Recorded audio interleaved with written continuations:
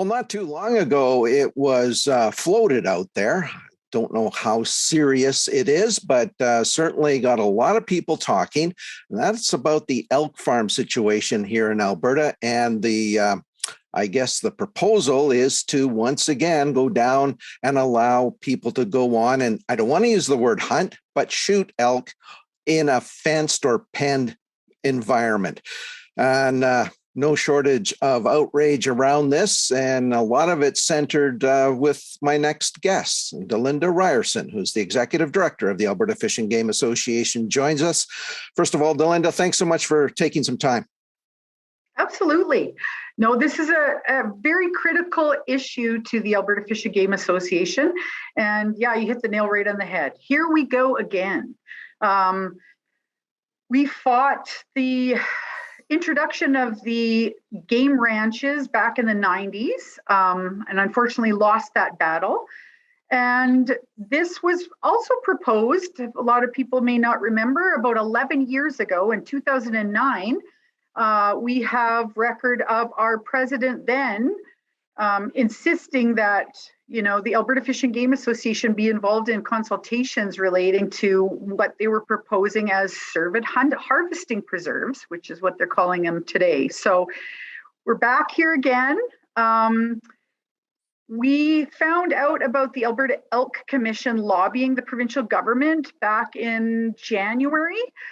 So we wrote not only the Premier Kenney, Minister Nixon, and Minister Dreeshen a letter just inquiring about what they knew about it and our concerns, grave concerns, and I guess steadfast opposition to these Cervid harvesting preserves.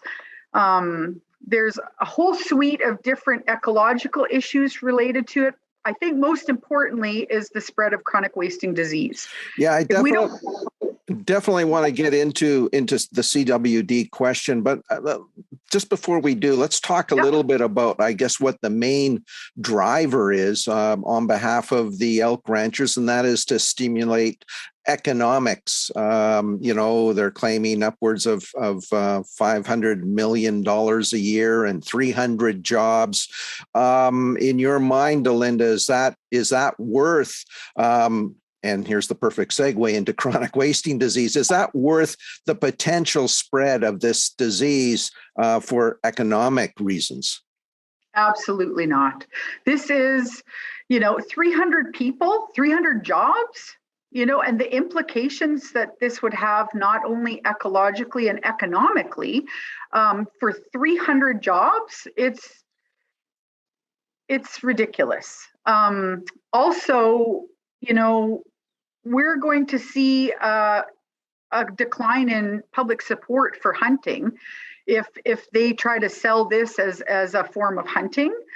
And are we not one step closer to paid access to private land to be able to, as they're calling it, hunting, but shooting? So absolutely, this is not worth that. So in terms of chronic wasting disease, I mean, the science is absolutely clear. This is a transmissible disease among cervid species. You've got a captive audience in terms of the elk, and I think it's been proven time and time again, although the Elk Commission denies it, that it can be transmissible from captive versus wild, but that's been proven to be a no-go zone. Yeah, and they have continually tried to deny that they introduced chronic wasting disease into the province as a result of their game ranches, and any wildlife biologist knows that that is exactly how this terrible disease was introduced and how it's being spread. So, there should be no movement of captive cervids or wild ones for that matter, but any kind of cervids between provinces or internationally.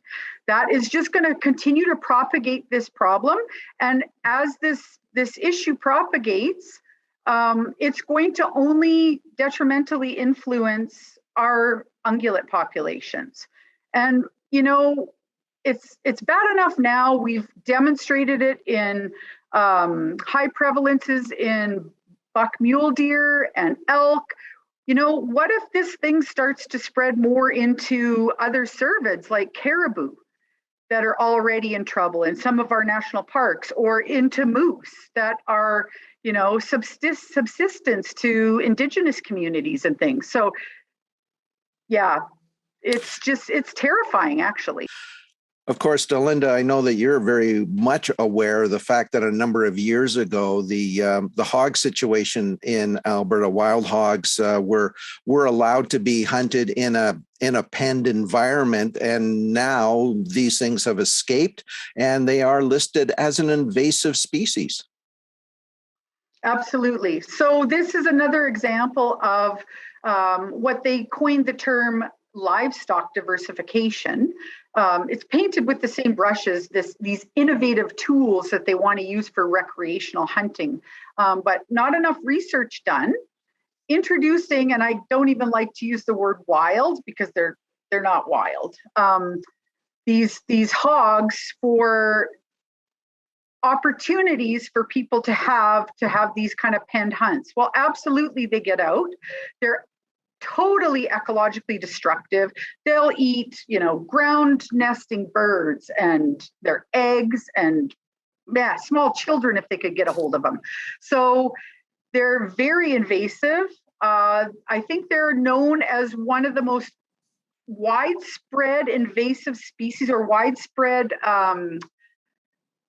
medium-sized mammals in the world. So, not enough work is done.